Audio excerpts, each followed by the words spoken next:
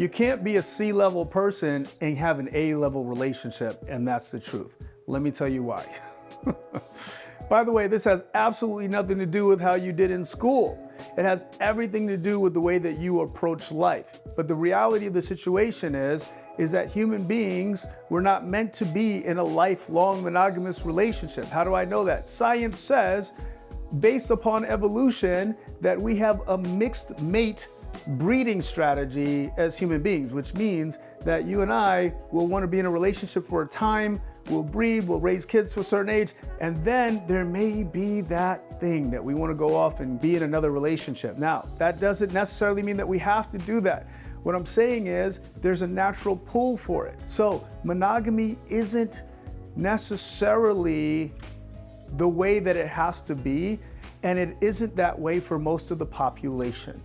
How do we know that? Well, we have 50% divorce rate in first marriages, we have 70% divorce rate in second marriages, and we have 80% divorce rates in third marriages, which means that you're not getting better at marriage, you're actually getting better at divorce. I say that all the time. And so what you want to understand is, for us to be able to create the results that we want to create inside of a relationship, then we're going to have to be an A-level player. C-level isn't going to get the job done. You can't just barely pass with this one. And what's going to be required inside of that is that you just have to be willing to take action. You've got to take action on this thing, right? You want to be powerfully in action around your relationship. So you want to, over and over again, be doing the things that are going to trigger happy hormones, make them feel good about being around you, right? And also you want to be doing the things that you once did to remind yourselves of why you chose each other inside your relationship to begin with.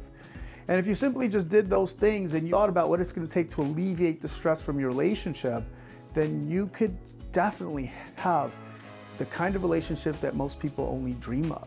But you can't do it 60% of the time. You can't do that 70% of the time. You can't even do it just 80% of the time, right? You want to be someone who is an A-level player. 90% of the time or more, you're going to want to deliver on, okay, am I triggering my partner's happy hormones today?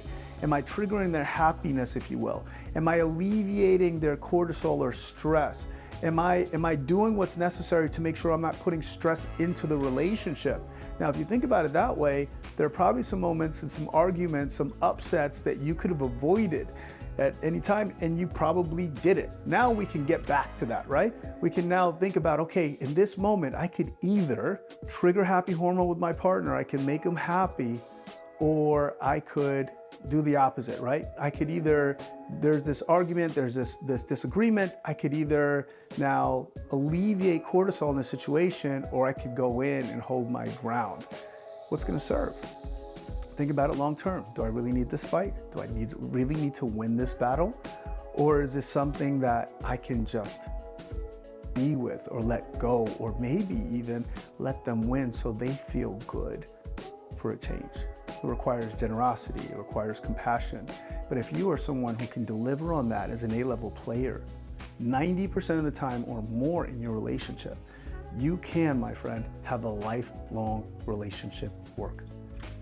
I hope that makes sense to you.